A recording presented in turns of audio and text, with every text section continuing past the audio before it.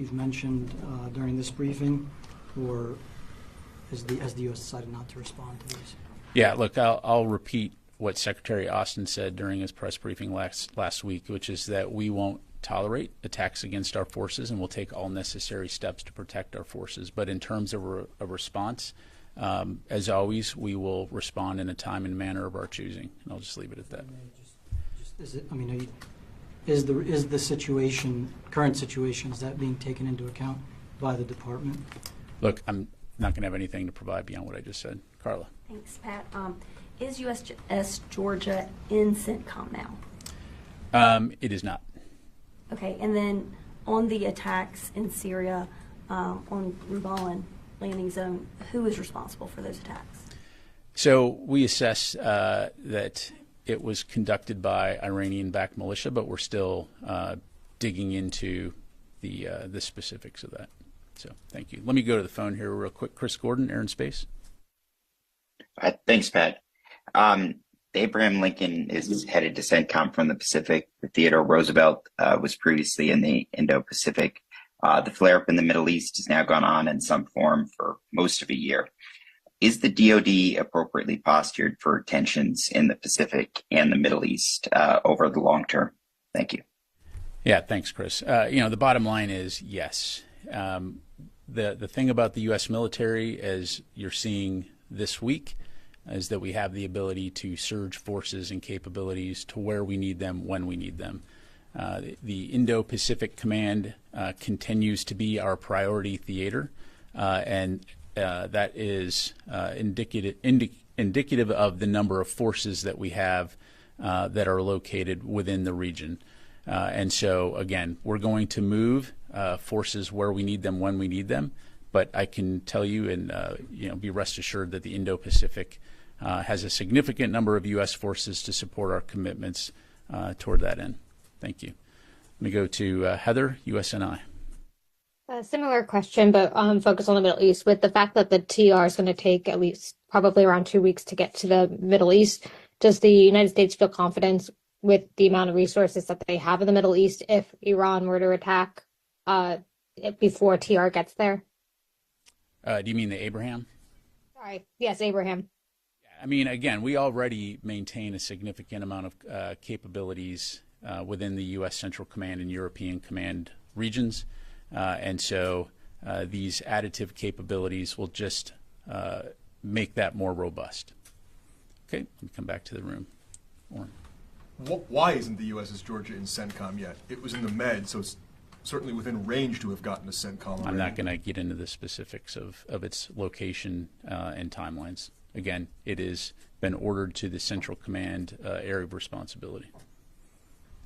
Sir. Thank you so much, General. I have a question on Afghanistan. In 2 days from now, it's going to be the 3rd anniversary of a U.S. complete withdrawal from Afghanistan and the fall of a previous government. General, what is the assessment of Pentagon after 3 years over Afghanistan? Is the ISIS-K and also the Taliban or some faction of the Taliban like Haqqanis are a threat to the national security of the United States or not? So just to make sure I clarify, you're asking about the terrorist threat emanating from Afghanistan? Well, it's definitely something that we continue to keep a close eye on. You have various terrorist groups which operate in and around Afghanistan, to include ISIS-K. And so we maintain a variety of capabilities, to include over-the-horizon capabilities should we need to do that.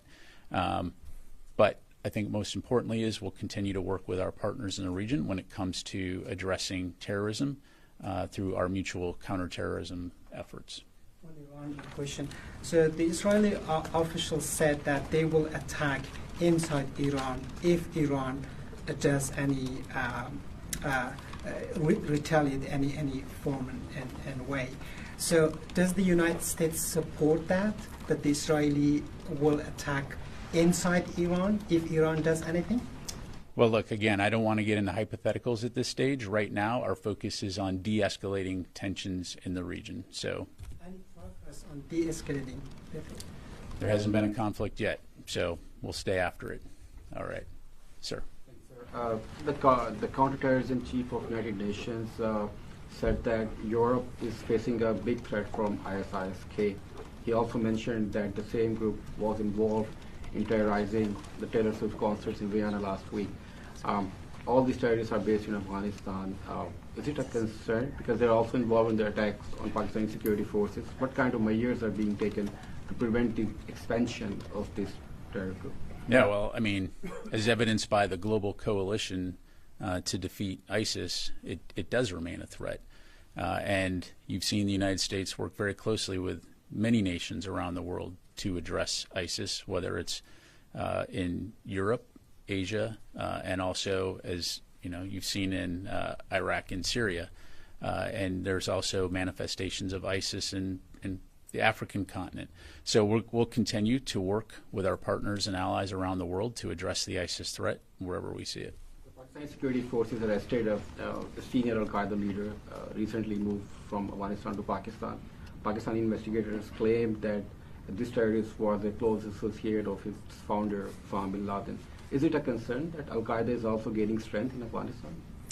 Al-Qaeda, as you know, has been greatly diminished over the years, but is not gone. And so, again, similarly to ISIS-K and other groups that present a potential security threat to the United States and our allies and partners, will continue to stay very focused on addressing that threat. Let me take just another one from the phone here. Jared from Al Monitor. Hi, Pat.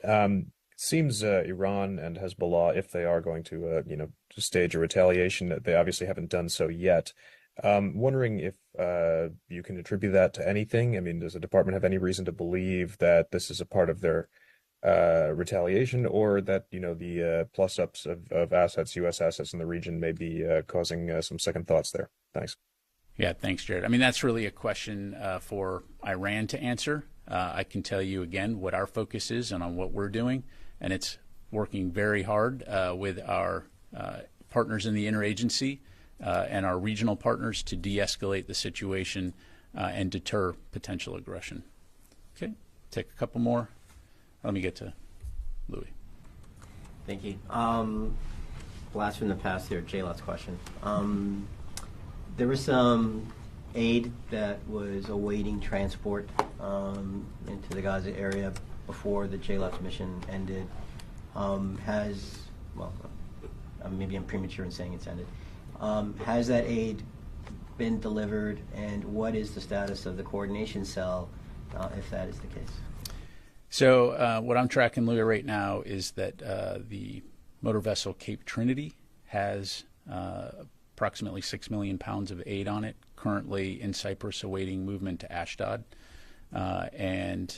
So that, as we've said before, that that vessel or some of those vessels would participate in helping to deliver some of the final aid from Cyprus into Israel en route to Gaza. So does that mean that there is more aid still in Cyprus, no. Or is this it? No, this is the last. My understanding is that. And now, of course, I would commend you to talk to USAID about the broader humanitarian aid deliveries. But as I understand it, that's the remainder of the aid. And then what happens now with the U.S. coordination cell under General Frank that was there? Does it still remain active? Will it continue to enable a different kind of maritime corridor? Yeah, so my understanding is that CENTCOM will continue to support in an advisory capacity some of the best practices that were developed during the JLOTS operation, to include the Convoy Management Board as a way to help ensure that things are being moved. But certainly from a DoD U.S. military standpoint, I mean, the vast majority of that has now relocated or is in the process of relocating to the States because, of course, JLOTS has stood down. Okay, thanks. Let me try to get to a couple other folks here that I haven't got to. Jim. General, just a quick question on Ukraine. Can you give a laydown on what the U.S. thinking is on the offensive that the Ukrainians have launched? And do you think is that meant to be a permanent sort of operation, or is that a raid? Yeah, Jim. So on that, I mean, that's really something for the Ukrainians to talk to. I'd refer you to them to talk about their operations. You know, we are in contact with our Ukrainian counterparts to get additional details in terms of their objectives as it relates to their operation. But I don't have anything beyond that. Thanks, sir. Thank you, General Pat. So on an al-Assad airbase in Iraq, as you know, the base has been targeted multiple times by Iranian proxies since last year and resulted in damages and harm to U.S. personnel.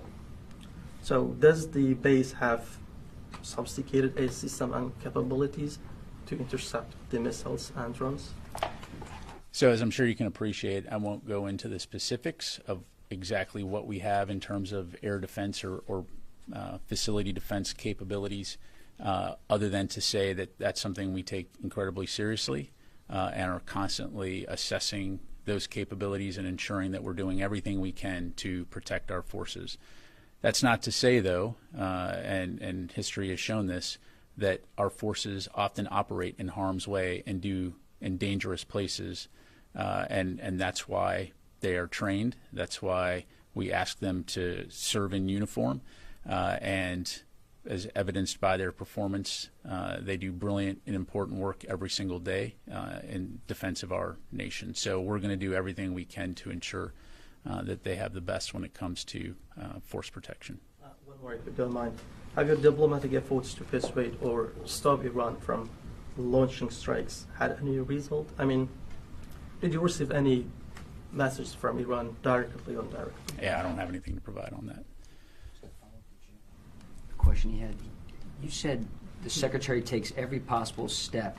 He will take every possible, Secretary Austin will take every possible step to defend Israel. Does that include taking offensive strikes against Iran? Look, again, we are focused on supporting the defense of Israel, de-escalating the situation, and preventing a broader conflict. I'm not going to get into hypotheticals. I'm not going to get into hypotheticals. Rule what out? Taking strikes against Iran. You're saying the U.S. taking preemptive strikes? If Israel is attacked in a major... So you're getting into hypotheticals. You started it with if, and I'm going to not get into hypotheticals. So, there you go. Thanks. Brad, I think we're being pretty clear, Lucas.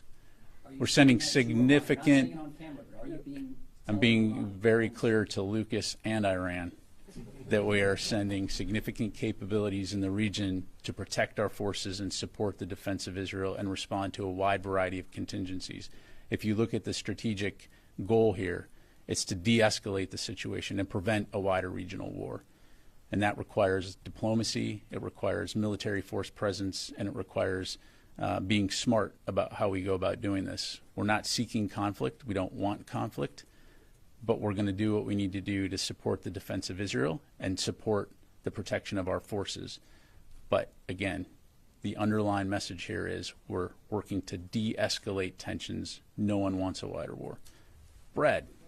So, on Ukraine, can you say if Russia has redeployed troops from the front lines of eastern Ukraine to defend its borders in Kursk? And if so, is it a significant number of troops? Yeah, I don't have anything to provide on that from the podium here, Brad. You know, again, I'd refer you to the Russian MOD. It's something that we're keeping an eye on.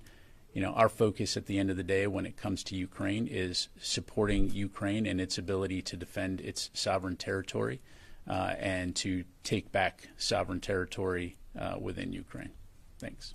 Time for just a couple more to go. Charlie, and then I'll come to you. Yes, sir. Thank you, General. Changing the topic entirely, we're following the story about this Defense Department contractor who's arrested with a ton of classified documents stolen from this building. Could you shed some light on that? Seen the press reports on that, but I need to refer you to the Department of Justice for any questions on that. You can't tell me how serious this breach is. Yeah, I really just don't have anything to provide from here. I'd have to refer you to DOJ. Okay. Last question. Yes, sir. General, you mentioned several times your message that you are looking to de-escalate the tensions in the region. So my question, what we are seeing right now with the militaries increasing in several parties, do you believe that diplomatic solution is still possible? Do you think that the parties were listening? And what's your message to them? You know, look, there is always time for diplomacy to work, and that will continue to be the main effort, certainly for the United States government, in terms of working to de-escalate the situation, implement a ceasefire, and get the hostages home. So as long as there's hope, and there is, we'll continue to stay focused toward that end. And then, I'm sorry, your second question? My second question is going to be another topic, please, if you would mind. There is some reports claiming that the weapon that being used to attack Al-Tabi'in school in Gaza recently was a U.S. bomb, a U.S.-made bomb. Do you confirm that, General? And do you believe that Israel is still using the U.S. weapons according to U.S. and international law? Yeah, when it comes to Israeli employment of munitions, I'd have to refer to them. I don't have any information to provide. In terms of civilian casualties, as I highlighted at the top, this is something that we continue to take very seriously. It's something that Secretary Austin has discussed with his Israeli counterpart every single time they talk, highlighting the importance and the moral imperative and the strategic imperative of ensuring that civilian safety and harm mitigation is taken into account in conducting operations. The bottom line is, way too many civilians have died during this conflict, both Palestinian and Israelis. And so it's incredibly important that Israel continue to conduct its operations in a way, plan its operations in a way that is taking civilian safety into account. That's not to say, though, that Hamas doesn't bear responsibility as well in the fact that they conduct their operations and embed their forces amongst the civilian population in places like schools, mosques, hospitals, making it incredibly difficult for Israel to conduct its operations in these areas. So I'll leave it there. Thank you very much. Yeah. On the Louis question, that 6 million pounds that's on the, I think, Cape Trinity, is that part of that 20 million tons that you all keep talking about, or is that in addition to it? I believe the aid that was delivered previously. Correct. This would be in addition okay, so to. this is in addition to that. Okay. Correct. Correct. All right. Thank you very much, everybody.